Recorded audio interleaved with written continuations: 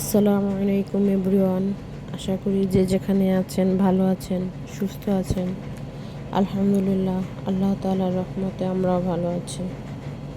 নতুন আরেকটি শুক্রবারের ব্লগ নিয়ে আমি আপনাদের সামনে হাজির হয়েছি। যেহেতু আমি 2 দিন সিক ছিলাম, তাই ব্লগটা আপলোড দেওয়া হয়নি। প্রতিদিনের চেয়ে শুক্রবার দিন একটু আগে ঘুম থেকে ওঠা হয়, যেহেতু এদিন আজানটাও আগে দেয় জুম্মাবার বলে। তো উঠে বাহিরের আবহাওয়াটা কেমন একটু দেখে নিলাম।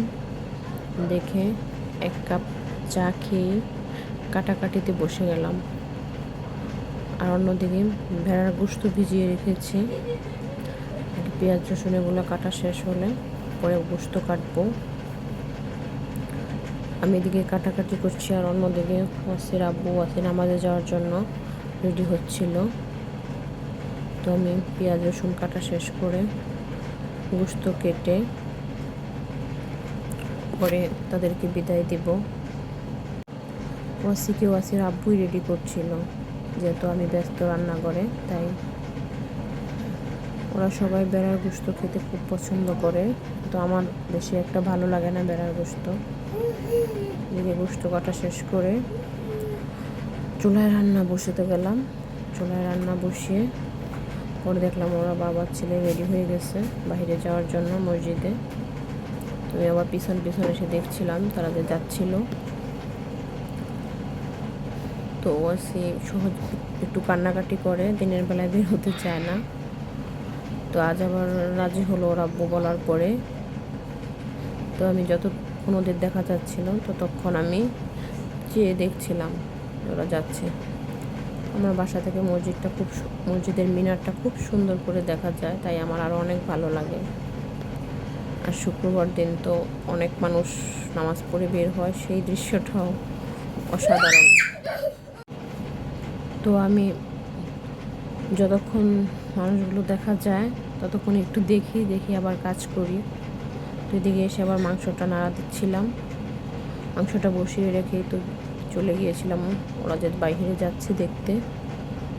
তো মাংসটা নেড়ে দিচ্ছিলাম বারবার, আর মাঝে মাঝে অন্যান্য কাজগুলো শেষ করা হচ্ছিল।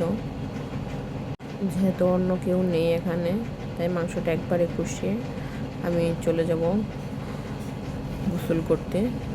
তো যখন মাংসটা কষানো হয়ে গেল তখন এটাতে কিছুক্ষণ নেড়ে চেড়ে আলু দিয়ে নিলাম। আলু দিয়ে পরে আবার মনে হচ্ছিল যে ওদের নামাজ শেষ, হয়তো বা চলে আসার টাইম হচ্ছিল, তাই এগুলোতে নাড়া দিয়ে আলু সহ মাংসটাকে কতক্ষণ কষিয়ে আবার গিয়ে দরজার কাছে দেখছিলাম যে ওরা আসছে কিনা। তো যখন আবার দরজা খুলে দেখি যে হ্যাঁ, নামাজের মানুষ বের হচ্ছে। তো দেখি ওয়াসির আব্বু আসছিল।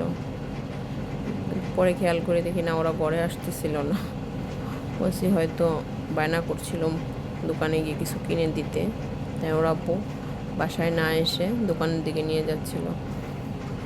তো এদিকে আমি আবার দেখে গোশতে পানি দিয়ে আমি গোসল করতে চলে গেলাম।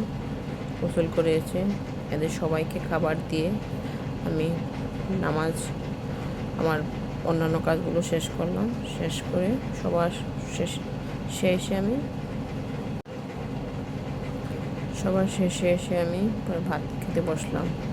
কিন্তু শুক্রবার দিন একটু বিশেষ আমল থাকে, তাই সবার সাথে আমার ওই দিন খাওয়া হয় না। আর এদের পুরুষদের নামাজ যেহেতু একটু আগে হয়ে যায়, তাই আমি চেষ্টা করি ওদেরকে খাবার দিয়ে আমার সব শেষ করে আমি পরে রিল্যাক্সে আমি খেতে বসছি মাত্র। আর ওরা সবাই রেস্ট নিচ্ছিল।